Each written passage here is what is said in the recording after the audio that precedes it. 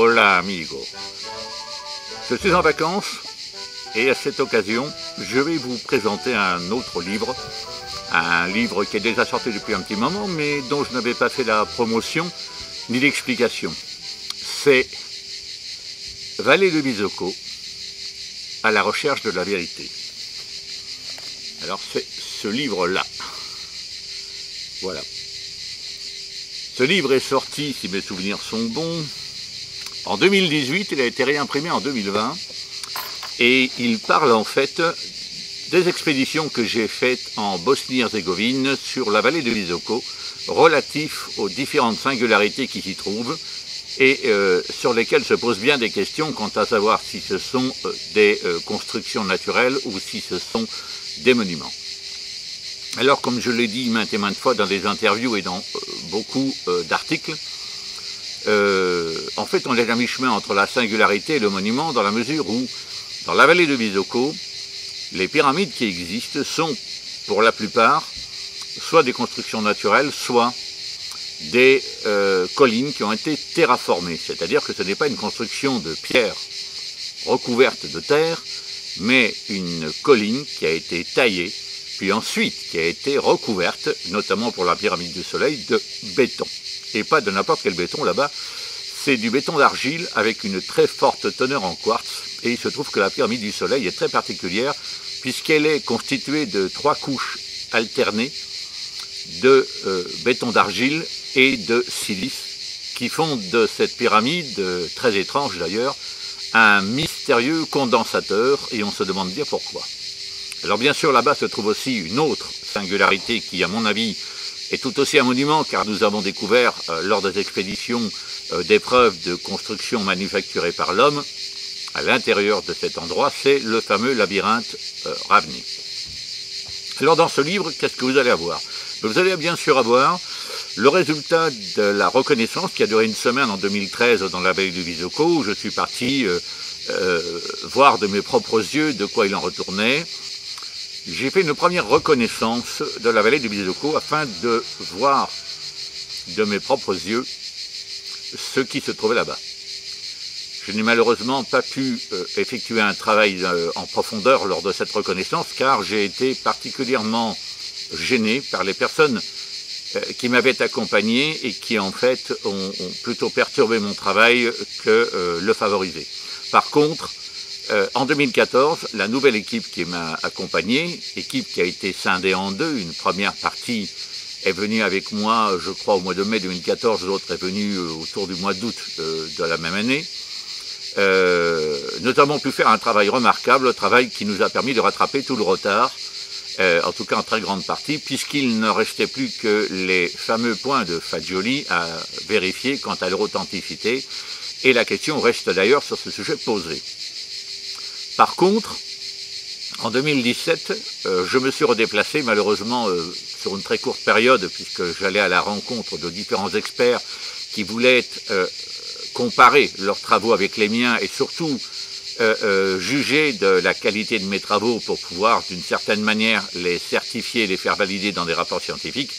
J'ai donc été à cette rencontre et lors de cette troisième escapade, si je puis dire, quatrième escapade en fait, dans la vallée de Visoko, je n'ai pas malheureusement pu approfondir notamment le problème des points de Fagioli, et d'ailleurs cette question reste ouverte et j'attends toujours le bon vouloir d'une équipe de courageux pour venir prendre la suite, sachant que le dossier est prêt, que je leur remettrai bien volontiers ce dossier pour qu'ils puissent avancer là-dessus et éventuellement me donner des réponses aux questions qui restent posées.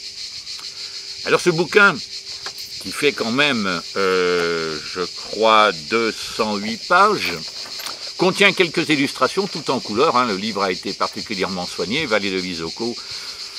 C'est un livre qui est en fait un carnet de voyage et qui retrace jour après jour l'expédition de 2014 en donnant les différentes péripéties auxquelles nous avons été soumis, si je puis dire, et ainsi qu'un certain nombre de résultats scientifiques qui ont été prouvés soit au cours de l'expédition, soit lors de notre retour, à travers notamment les prélèvements que nous avons faits, prélèvements de béton, prélèvements de sédiments, à travers les prélèvements d'eau, notamment l'eau de percolation naturelle dans le labyrinthe ravenais et l'eau qui circule dans les canaux souterrains, cette eau étant extrêmement mystérieuse et j'aurai l'occasion de revenir sur ce sujet. Vous trouverez aussi quelques photographies d'artefacts qui ont été retrouvés sur place et qui prouvent bien que ces endroits ne sont en rien naturels. Et quand je dis ces endroits, je veux parler plus particulièrement de la pyramide du Soleil, du labyrinthe ravenais, éventuellement de la pyramide de la Lune, et il reste une très forte question quant au tumulus de Vratnica, sachant qu'il reste là aussi des énigmes sur la vallée de Visoko. C'est l'émission d'une onde électromagnétique surpuissante qui va même en augmentant en puissance à la verticale donc de l'apex de la pyramide du Soleil, elle-même étant visiblement entourée par une fréquence ultrason tout à fait particulière qui a l'air d'ailleurs enroulée autour de la fréquence électromagnétique et qui semble en résonance avec les deux fréquences qui ont été trouvées sur le Vratnica, de telle manière que ces fréquences semblent s'encastrer l'une dans l'autre pour former en fait un schéma que l'on peut comparer assez facilement à un fax. Alors je sais, vous allez me dire quand même, Dominique, soyons sérieux, vous pensez tout de même pas que le tumulus de Vratnica envoie un fax à la pyramide du Soleil? Mais en fait, je ne sais pas trop quoi penser. Si on étudie les fréquences, on s'aperçoit quand même qu'elles sont pour la plupart extrêmement régulières. Celle de la pyramide du Soleil, je ne vous en parle même pas, c'est à la microseconde près. Malheureusement, dans ce bouquin, je n'ai pas pu vous mettre un CD, ajouter un CD, c'était trop coûteux pour l'éditeur de faire ça, dans lequel je vous aurais mis et les fréquences brutes, c'est-à-dire telles que nous les avons enregistrées, et les résultats des fréquences une fois qu'elles ont été dépouillées de leurs parasites. C'est encore une chose que je comptais faire et que j'ai fait cette année en sortant le DVD que voilà.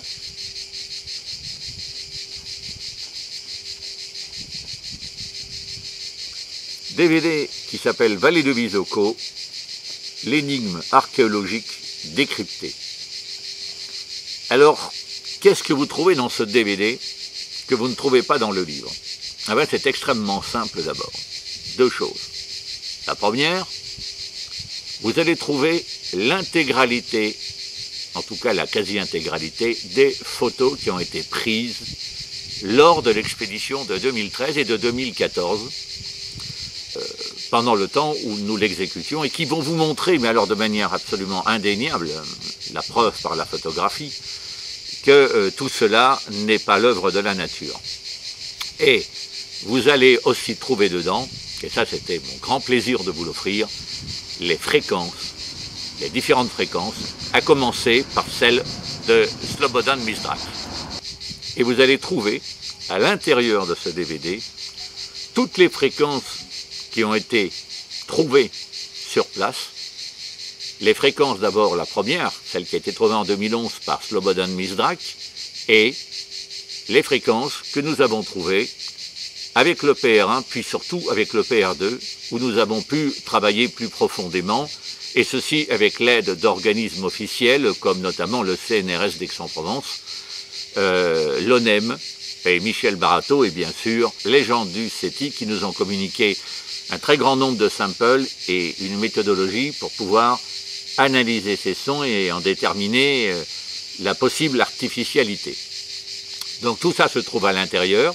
Ce qui est fabuleux, c'est que vous allez visiter absolument presque tous les sites qui se trouvent dans la vallée de Visoko, et vous allez les visiter d'une manière qui est très intéressante, c'est-à-dire chronologique. Dans l'ordre dans lequel nous les avons visités d'abord, mais surtout, les photographies s'enchaînent dans la progression normale de l'exploration de chaque lieu, ce qui fait que vous allez pratiquement visiter la vallée de Visoko comme nous-mêmes nous l'avons explorée, et voir ce qu'il y a à voir dans l'ordre dans lequel les choses nous sont apparues. Donc ça, c'est quelque chose d'extrêmement passionnant. Bien sûr, c'est commenté, hein. On ne vous balance pas les images brutes, on vous donne quelques éléments supplémentaires, mais c'est commenté par écrit, avec des musiques d'ambiance qui permettent de vous plonger un petit peu dans l'atmosphère de la vallée de Visoko. Là-dedans, vous aurez absolument toute l'expédition EPR2 dans ses moindres détails. Et ça vient compléter, évidemment, le bouquin. Voilà. Celui-ci va vous donner des preuves scientifiques, écrites, techniques, les éléments indéniables, les analyses qui ont été faites. Celui-là vous donne la preuve par l'image des éléments apportés par celui-ci. Je vous répète donc, si vous voulez vraiment connaître ce qu'il y a là-bas, ce qu'il y a dans la vallée du Visoko, en Bosnie-Herzégovine, si vous voulez savoir si la pyramide du Soleil, la pyramide de la Lune, le labyrinthe Ravné, le tumulus de Vratnica sont naturels, artificiels ou possiblement artificiels, il faut vous procurer ce livre, et ce livre, vous pouvez le trouver dans la boutique de Sylvius, uniquement. Il n'est plus en circulation aujourd'hui dans les plateformes de vente en ligne. C'est une volonté de ma part. Vous pouvez uniquement le récupérer avec le lien qui est inclus sous le texte de cette vidéo, directement dans la boutique de Cuneo pour le prix de 20 € hors port. Pour le DVD, vous pouvez vous le procurer au même endroit, avec un lien lui aussi que vous allez trouver dans le texte sous cette vidéo, pour la somme de 15 €. Voilà. Il faut savoir qu'à la différence du livre où je touche des droits d'auteur, sur celui-ci, je ne vais pas en toucher, car j'ai fait don de mes droits d'auteur à la médiathèque des deux univers, qui a d'ailleurs en partie produit ce DVD, afin qu'elle puisse se financer au niveau de ses frais de fonctionnement, car je ne sais pas si vous le savez, mais la médiathèque des deux univers est une association loi 1901 dont je suis l'un des fondateurs, mais pas l'unique fondateur, dont je ne suis plus le président, je ne suis plus que président honoraire aujourd'hui, et qui a besoin de finances pour fonctionner toute l'année.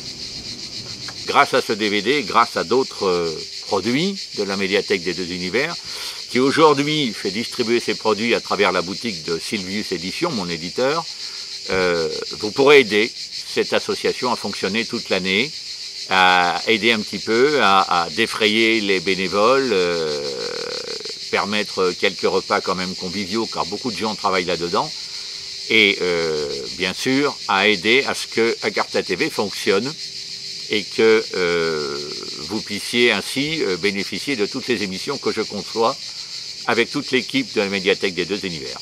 Je vous laisse là-dessus. Je vous souhaite une très très bonne journée et à bientôt pour un autre ouvrage.